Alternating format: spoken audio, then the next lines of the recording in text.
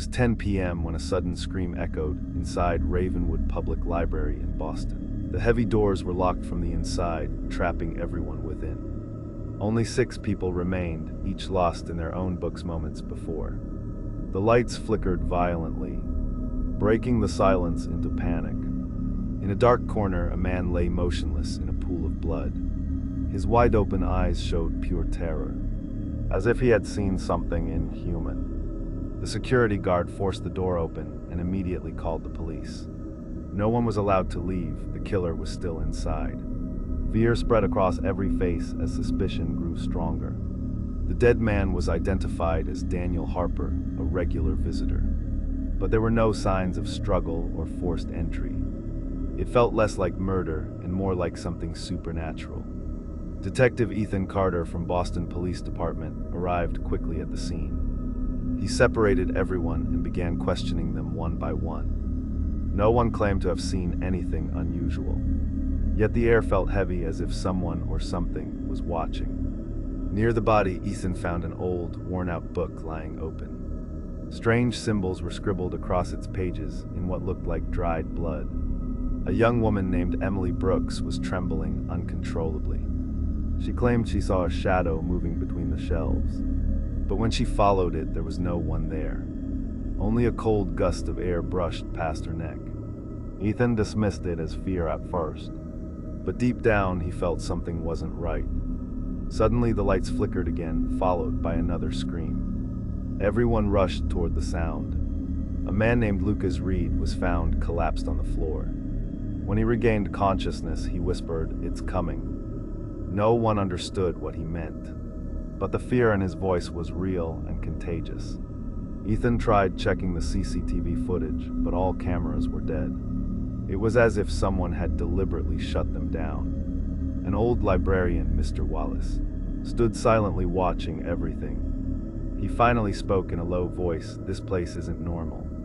He revealed that strange incidents had occurred here before, but no one had ever believed him.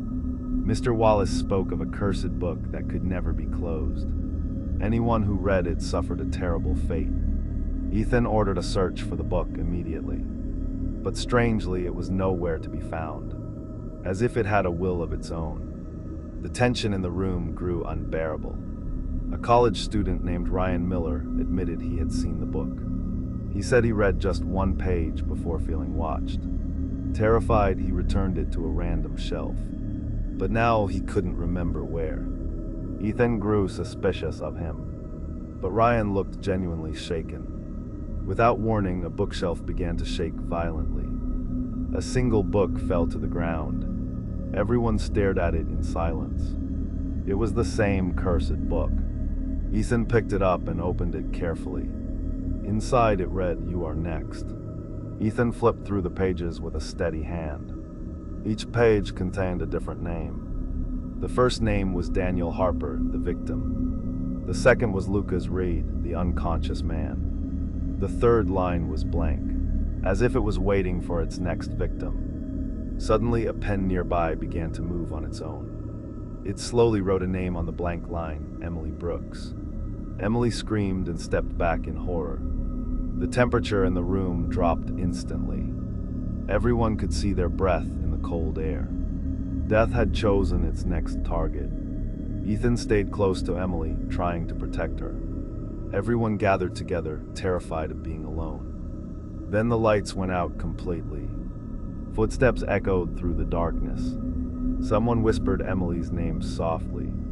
A piercing scream shattered the silence again. When the lights returned, Emily was lying unconscious. A strange symbol was carved into her wrist. The same symbol from the book. Ethan's mind raced with confusion. This wasn't just a normal crime anymore. Something far darker was at play. Mr. Wallace explained the symbol was part of an ancient curse. Anyone marked by it would eventually die. Ethan tried to stay rational and logical, but nothing here followed logic anymore. The fear in the room was becoming suffocating, and time was running out. Ethan searched everyone's belongings. In Ryan's bag, he found a hidden knife. Suspicion immediately fell on him. Ryan insisted it was for personal safety, but his nervous behavior betrayed him. Ethan locked him in a separate room. While interrogating Ryan, another scream echoed outside. Ethan rushed back to find another body on the floor. The book had updated itself again. Now a new name was being written, Ethan Carter. For the first time, fear hit him personally. He realized he was part of the game now. In anger, Ethan tried burning the book, but the flames had no effect on it. It was as if the book existed beyond reality. Mr. Wallace began to smile strangely. Ethan grabbed him and demanded the truth, but his eyes held a terrifying secret. Wallace confessed he had awakened the curse years ago. He had tried to control it, but failed.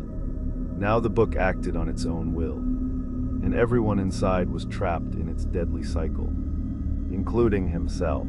There was no escape. People panicked and rushed toward the doors, but the doors wouldn't budge. An unseen force held them shut.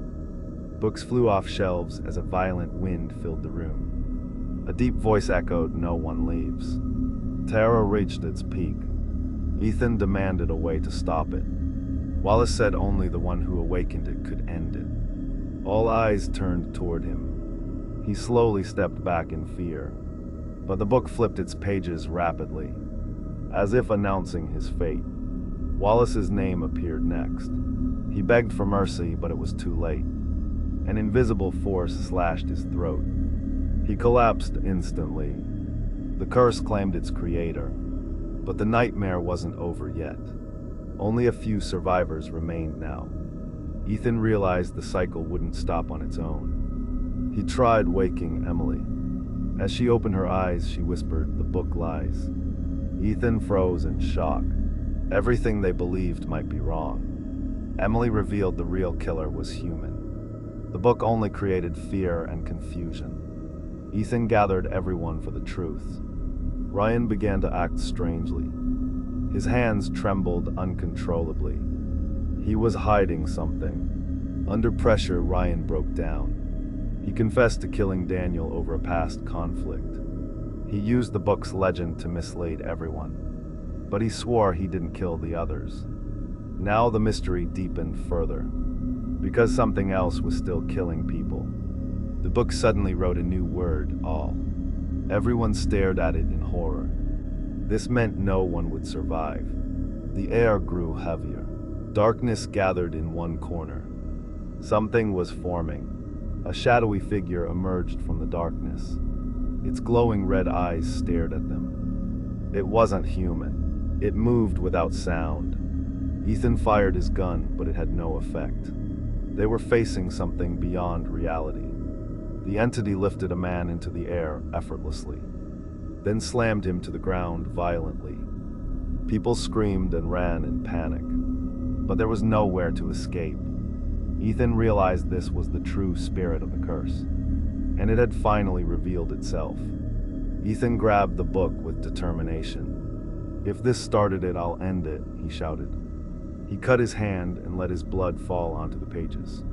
A blinding light filled the entire library. The entity shrieked in agony. The ground trembled like an earthquake. Slowly, everything became silent again. The shadow vanished completely. The book turned to ashes in Ethan's hands. Only Ethan and Emily remained alive. The nightmare seemed over, or so they believed. The case was officially closed as unknown circumstances. Ethan never revealed the truth to anyone. Emily tried to forget everything. But one night, Ethan found something on his desk. The same book, perfectly intact. And inside it read, "The game has just begun."